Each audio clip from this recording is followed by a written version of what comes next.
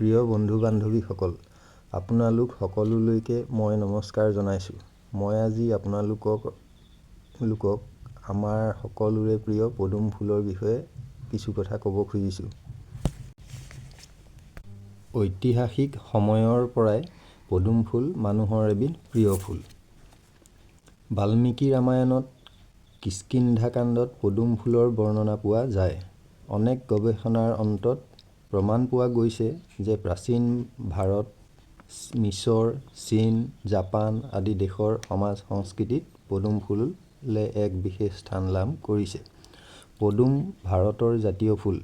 আনকি আধুনিক ইতিহাসৰ জনক হেৰোডটাছে পদুম ফুলৰ প্ৰতি ইমানেই আকৃষ্ট হৈছিল যে পিছলৈ তেওঁ ইউৰোপৰ মানুহৰ মাজলৈ এই ফুল লৈ গৈছিল। মিছৰৰ মানুহে মৃতদেহ সৎকাৰ, অতিথি আপ্যায়ন আদি কাৰ্যত পদুম ফুল ব্যৱহাৰ কৰে। ইণ্ডোনেছিয়াৰ কিছুমান আদিবাসী জনজাতিয়েও আকৌ পদুম ফুলৰ পাতেৰে লজ্জা নিবাৰণো কৰিছিল। বৌদ্ধ ধৰ্মীসকলেও পদুমক বুদ্ধদেৱৰ প্ৰতীক হিচাপে গণ্য কৰি আহিছে। তিব্বতীয়সকলে ধৰ্মগুৰু লামাসকলৰ জন্ম পদুম ফুলৰ পৰাই হয় বুলি বিশ্বাস কৰে। আনহাতে প্ৰজাপতি ব্ৰহ্মাৰ আবিৰ্ভাৱো ভগৱান বিষ্ণুৰ নাভিৰ পৰা ওলোৱা পদুম ফুলৰ পৰাই হোৱা বুলি জনা যায়। মোগল যুগত গোলাপ ফুল ভাৰতৰ ৰাষ্ট্ৰীয় ফুল হিচাপে স্বীকৃত আছিল, যদিও ইংৰাজসকলে পিছলৈ গোলাপৰ সলনি পদুম ফুলৰ ক্ষেত্ৰতহে গুৰুত্ব আৰোপ কৰিবলৈ ধৰে। সেয়েহে ষ্টাৰ অৱ ইণ্ডিয়া পদকত পদুম ফুলৰ ছবি দেখা যায়। জাৰ্মান প্ৰত্নতাত্ত্বিকসকলে সম্প্ৰতি ৰামেছিছ আৰু আমেনহোটেপৰ কবৰৰ পৰা শুকাই যোৱা পদুম ফুল উদ্ধাৰ কৰিবলৈ সক্ষম হয়। বাইবেলত ৰজা চলোমনৰ মন্দিৰৰ বৰ্ণনাত পদুম ফুলৰ কথা উল্লেখ আছে। অধ্যাপক গুডৱেৰে তেওঁৰ গ্ৰামাৰ অৱ লটাছ গ্ৰন্থত খ্ৰীষ্টপূৰ্ব ৩০০০ বছৰ আগৰ পৰা ইউৰোপৰ সমাজ জীৱনত পদুম ফুলৰ প্ৰভাৱৰ কথা উল্লেখ কৰি থৈ গৈছে।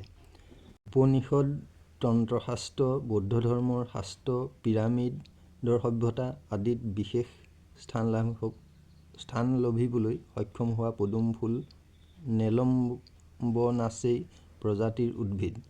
ঔষধি উদ্ভিদ হিচাপেও পদুমৰ গুণ অসীম। আয়ুৰ্বেদ শাস্ত্ৰত পদুম ফুলৰ ৰোগনাশক গুণৰ বিষয়ে উল্লেখ আছে। দক্ষিণ-পূব এছিয়াৰ কেইবাটাও মন্দিৰত এতিয়াও পদুম ফুলৰ ঠাৰিৰ মাজৰ অংশ শুকুৱাই তাৰে চাকি জ্বলোৱা হয়। পদুমৰ ঠাৰিৰ ৰস বসন্ত ৰোগৰ মহৌষধ।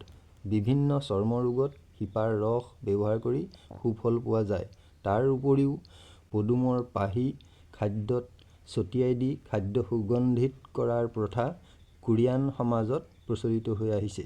এইদৰে বিশ্বৰ বিভিন্ন প্ৰান্তৰ দেশসমূহৰ সভ্যতা সংস্কৃতিত পদুম ফুলে এক গুৰুত্বপূৰ্ণ স্থান অধিকাৰ কৰি আহিছে।